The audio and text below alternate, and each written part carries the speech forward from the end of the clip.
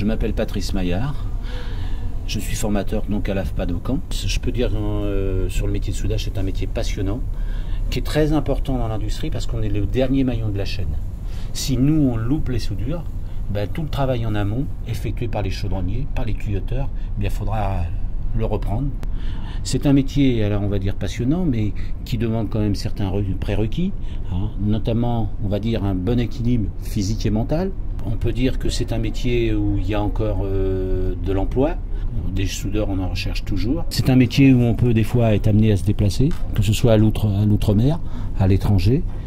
Et donc c'est très enrichissant, on apprend à découvrir le monde. Le métier de soudeur demande aussi de maîtriser plusieurs procédés. Il faut maîtriser le procédé MAG, le procédé avec électrode enrobée, le procédé TIG, et des fois les procédés sont associés entre eux.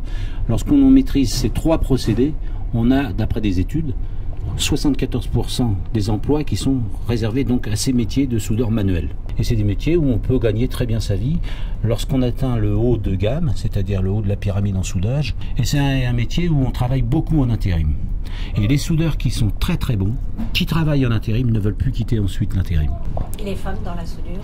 Alors les femmes, justement, il y a quelques années que maintenant les femmes sont rentrées, on va dire, dans la soudure. Et puis les femmes j'ai remarqué, sont très très minutieuses dans le travail.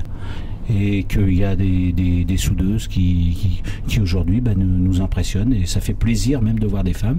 Et je pense que les chefs d'entreprise aussi, les chefs de chantier, les chefs d'équipe ont compris aussi que les femmes, c'était un métier qui était réservé aussi aux femmes. C'est important aussi que les femmes aient accès à ces métiers.